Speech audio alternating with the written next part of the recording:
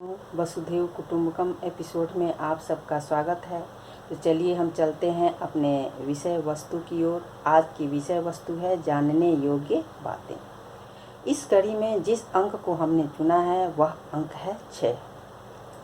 अंक 6 के जो साहित्य में क्या गूढ़ अर्थ है, इस विषय वस्तु पर हम आज विचार विमर्श करेंगे। तब तक ज्ञान की गुट्टी पिलाने से पहले एक छोटी सी रोचक कहानी प्रस्तुत है, तो सुनिए एक छोटी सी कहानी। इस कहानी का शीर्षक है भक्त की जिद। भक्त और भगवान की कई कहानियाँ ऐसी हैं जो बहुत ही अद्भुत है, और उसी अद्भुत कहानी का एक ये उदाहरण है।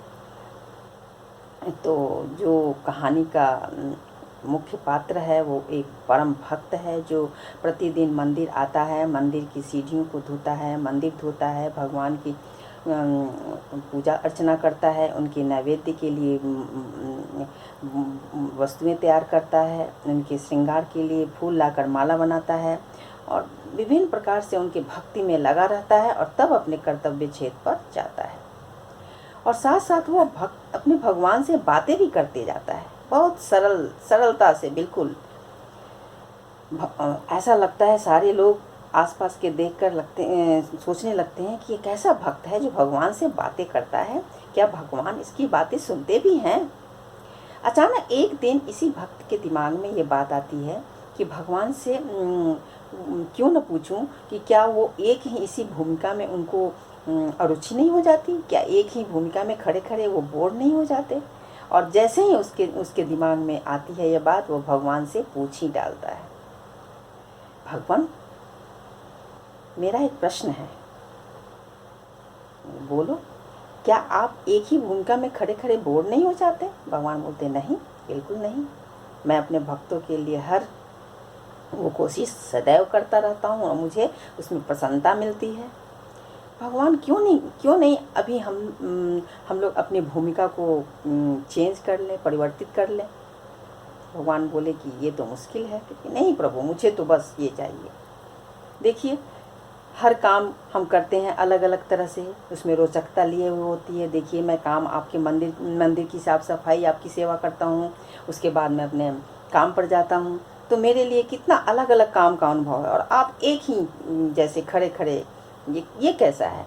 तो मैं इसका अनुभव लेना चाहता हूँ, मुझे तो बस अपने भूमिका में मुझे आप समाहित कर दीजिए।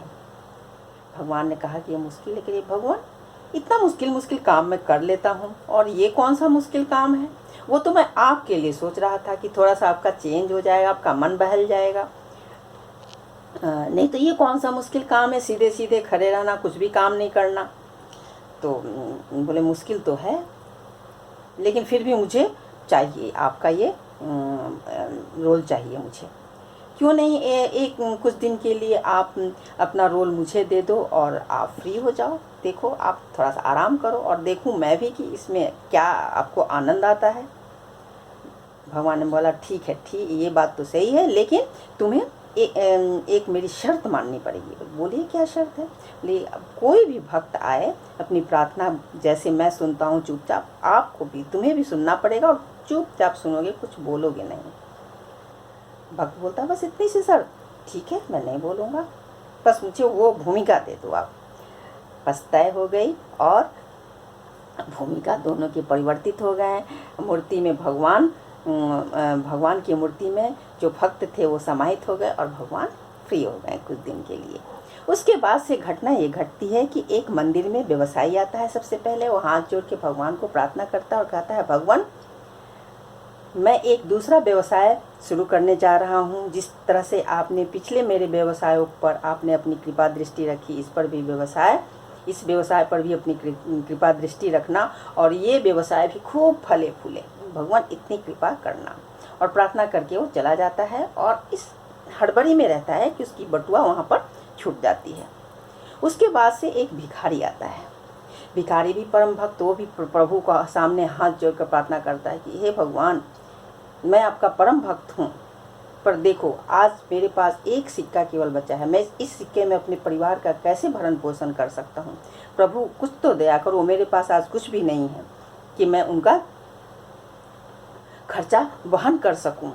और इस तरह से दुखी मन से वो जाने लगता है। जैसे ही जाने लगता है तो देखता है कि वहाँ पर बटुआ उसको पैसे की पड़ी हुई है। वो जल्दी से उठाता है, देखता है भगवान इतना जल्दी आपने प्रार्थना मेरी सुन ली, इसमें तो पैसे ही पैसे हैं। बड़ा खुश होकर वो जाने लगता है बटुआ को लेकर। तभी मूर्ति में ये जो भक्त था समाहित, वो बोलने को होता है, अरे अरे रुको रुको, ये क्या कर रहे हो। तभी उसको ध्यान आ जाता है कि प्रभु ने तो शर्त रखी थी, मुझे तो कुछ भी नहीं बोलना है। फिर वो चुप हो जाता है। उसके बाद से फिर थोड़ी देर के बाद एक जहाज का कैप्टन आता है। वो भी प्रार्थना करने लगता है कि प्रभु आज मैं अपनी प्रथम यात्रा पर बहुत सारे यात्रियों को लेकर जा रहा हूँ और समुद्र में, और मेरी यात्रा सफल रहे इसके लिए मैं आपसे प्रार्थना करने आया हूँ, प्रभु मुझे आशीर्वाद दीजिए। और यह कहकर जैसे ही वो जाने लगता है, उसी समय वो जो व्यवसायी था उसको पता चल जाता है कि उसकी बटुआ तो मंदिर में ही रह गई है। और ऐसे तो कोई मानेगा नहीं कि बटुआ यहाँ छुट्टी है। तो साथ साथ बड़े लोग की बड़ी बात है, साथ साथ वो पुलिस को भी लेकर आता है कि वो जो होगा वो उसको तो मिल ही जाएगा। फिर जैसे आता है देखता है कि ये जहाज़ का जो कैप्टन है वो वहाँ पर प्रार्थना कर रहा है हाथ जोड़ के। तो बोला है पकड़ लीजिए इसको, इसी ने मेरी बटुआ ली है। जहाज़ का कैप्टन घबराने लगता है, कहता है नहीं प्रभु मैंने तो नहीं लिया, मैंने तो कुछ भी नहीं लिया, मैं तो अभी आया हूँ, मैंने तो बटुआ देखा भी नहीं। लेकिन व्यवसायी नहीं मानता है और पुलिस उस कैप्टन को पकड़कर ले जाने वाली होती है। जैसे हथकड़ी लगा रही होती है, उसी समय में ये जो मूर्ति में समाहित भक्त था उसको अब बर्दाश्त नहीं होता। कहता है अब मेरे से अन्याय बर्दाश्त नहीं हुआ, और बोल पड़ता है रुको रुको रुको रुको, इस कैप्टन ने तो बटुआ नहीं चुराई है, पर देखिए सेठ जी आपका बटुआ तो भिखारी है वो लेके गया है और अभी ज़्यादा दूर तक नहीं गया होगा, जाइए आप पकड़िए उनको, वो मिल जाएगा। उसी तरह पुलिस दौड़कर उस भिखारी को पकड़ लेती है, भिखारी को जेल हो जाता है। और ये जो जहाज़ का कैप्टन होता है वो छूट जाता है, वो जाता है अपने जहाज़ को लेकर। और उस दिन भयंकर समुद्र में समुद्री तूफान आई हुई होती है और उसमें वो जहाज़ डूब जाता है। उसके साथ जहाज़ का कैप्टन भी मृत्यु को प्राप्त हो जाता है। अब ये सारी घटनाएं तो हो गई, उसके बाद क्या होता है ये सुनिए। अब भक्त और भगवान के वार्तालाप को बड़े ध्यान से सुनिए। भगवान जैसे आते हैं, कहते हैं मैंने तुमको बोला था ना कि बात बोलना मत, चुपचाप सुनना, तुमने क्या अनर्थ कर डाला। मेरे प्रभु मैंने क्या अनर्थ किया, मैंने तो जो न्याय था उसको बताया, भिखारी ने बटुए ली थी वही बात तो बताई, वो कैप्टन को पकड़ के पुलिस ले जा रही करी, तुमने क्या किया, सत्यानाश कर डाला। देखो तुम्हारी प्लानिंग अलग होती है और मेरी प्लानिंग अलग होती है। मेरी प्लानिंग ये थी कि व्यवसायी का बटुआ जो छूटा था वो भिखारी को मिल जाता और समुद्र में से थोड़ी सी बूंद निकल जाती पैसे, तो उससे व्यवसायी को क्या फ़र्क पड़ता। भिखारी दुखी था, उसका कुछ दिन तक परिवार का भरण पोषण हो जाता। मेरी प्लानिंग ये थी।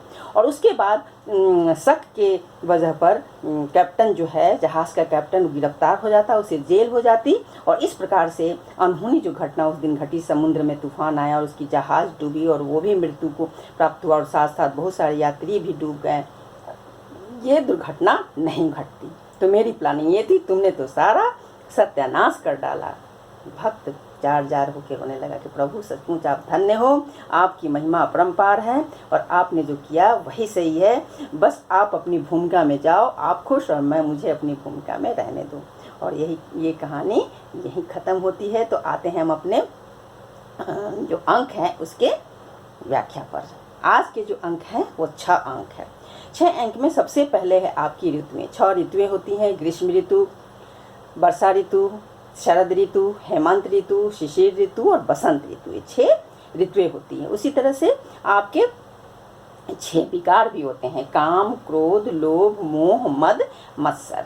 उसी तरह से 6 आपके ये क्या कहते हैं इति भी होती है। संसार जो हमारी है, हमारे संसार की जो सृष्टि की अंत होगी ये 6 प्रकार से होगी। कैसे कैसे?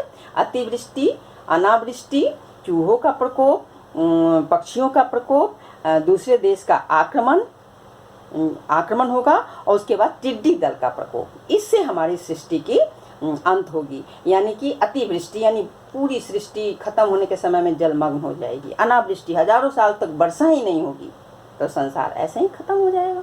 तो इस तरह से हमारे सृष्टि का अंत भी 6 प्रकार से होगी। उसी तरह से दर्शन भी हमारे 6 हैं।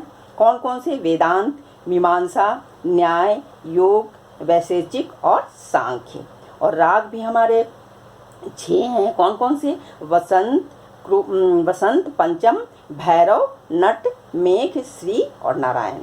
और इस तरह से 6 अंकों की गूढ़ अर्थ आपके सामने सुन लिया आपने। तो बस इस एपिसोड में इतना ही। चलिए मिलते हैं हम अगले एपिसोड में अगले विषय वस्तु के साथ। तब तक के लिए जय हिंदी, जय भारत।